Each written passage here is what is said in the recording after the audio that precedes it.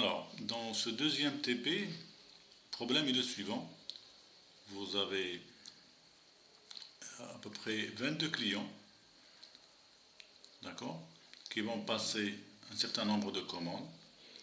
Vous disposez de 4 dépôts, d'accord, avec les stocks de chacun des dépôts. Pour livrer ces 22 clients, vous avez le choix de livrer d'un dépôt ou d'un autre, bien sûr. Ici, vous avez ensuite, on vous a fourni les distances des dépôts à chacun des clients. Et on vous a fourni aussi les coûts unitaires de chaque destination. D'accord? Des clients 2, du dépôt 2 au client 4, par exemple, ça vous coûterait 13,44 dirhams ou bien euros en fonction de la monnaie à l'unité. D'accord? Donc vous avez les distances, vous avez les coûts unitaires. Et qu'est-ce qu'il vous reste à faire? Il vous appartient d'affecter ces quantités commandées par les clients à un entrepôt en autre pour les livrer. Bien sûr, le but est de livrer tout ça au moindre coût. Alors pour faire ceci, la première des choses est d'organiser le travail. Donc on va aller dans un fichier Excel naturellement.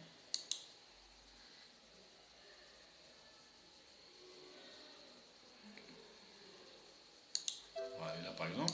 Donc la première des choses, c'est prendre ces distances qui vous ont été fournies et les rendre sous forme de... ces commandes, les rendre sous forme en ligne. Donc pour chacun des clients, j'ai mis ces commandes ici. Ensuite, les distances, on peut les rendre sous forme de matrice. On peut utiliser le tableau croisé dynamique comme ce qu'on a vu sur le TP1. Donc il suffit par exemple de prendre le tableau ici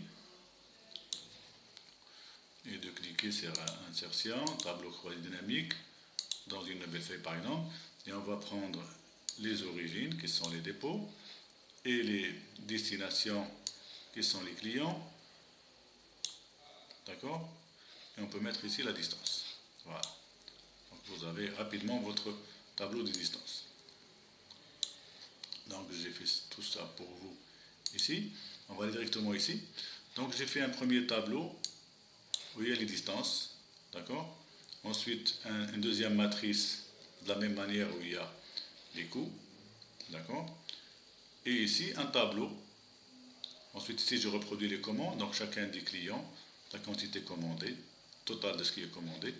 Et un tableau où je vais affecter ils ont le même format les tableaux, où je vais affecter la quantité qui sera livrée par le dépôt 1 pour honorer par exemple la commande du client 5. Je peux éventuellement marquer ici par exemple, je ne sais pas moi, 40 000 unités.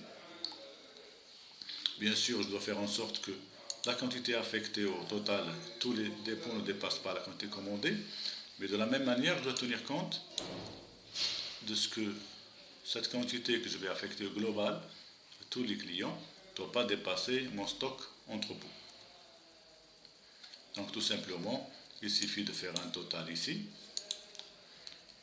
Donc ça c'est la somme et de le copier partout. Et ici, c'est la somme en ligne, c'est la somme de toute la ligne, de tous les clients. Là, ne doit pas la somme des commandes fournies à tous les clients ne doit pas dépasser la capacité de mon stock, de mon entrepôt.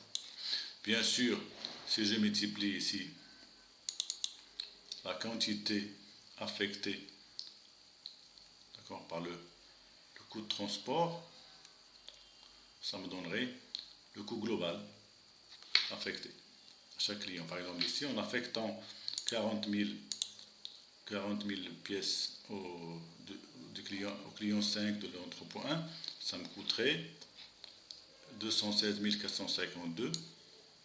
Si au lieu de livrer le client par l'entrepôt 1, je décide de livrer par l'entrepôt 3 qui est situé à une distance différente, on va voir ce que ça va donner.